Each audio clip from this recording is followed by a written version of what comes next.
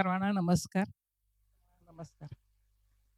मी स्मिता दिलीप चव्हाण. माझं गाव आहे फलटण तालुक्यात तरडगाव. माऊलीचं पहिलं उभं रिंगण होतं ते गाव. आणि त्यामुळे आध्यात्मिक वातावरण लहानपणापासून असल्यामुळे याच्याकडे माझी ओढ निर्माण झाली आहे. आणि त्यामुळे मी हा हिंदू धर्म प्रशिक्षण हा कोर्स घेतलेला आहे. आपण म्हणतो की आपलं जीवन सगळं खाऊन पिऊन आपण व्यवस्थित आहे, काय करायचं? हाच प्रश्न माझ्या बाबतीत उद्भवला. आणि मला म्हटले, की "तू आता शिकलेस, नोकरी करून रिटायर झाली. काय गरज आहे तुला काय पी-एच-डी मिळवायची का कुठं बक्षीस मिळवायला जायचंय? आवश्यकता आहे का शांत बसून आरामशीर खा, पी, मजा कर, हिंडून फिरून राहा." तर मी त्यांना सांगितलं, "हे सगळं झालेलं आहे, परंतु माझ्या जीवनाचं ध्येय मला गाठायचं आहे."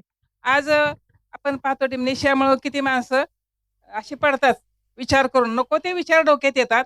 मग माझ्या मेंदूला काहीतरी सक्रिय होण्यासाठी ही चालना आहे आणि ते विचार मी माझ्या सभोवती असणाऱ्या 4 माणसांना सांगितलं, तर त्यांच्या जीवनात थोडा का होईना 1% तरी फरक पडेल.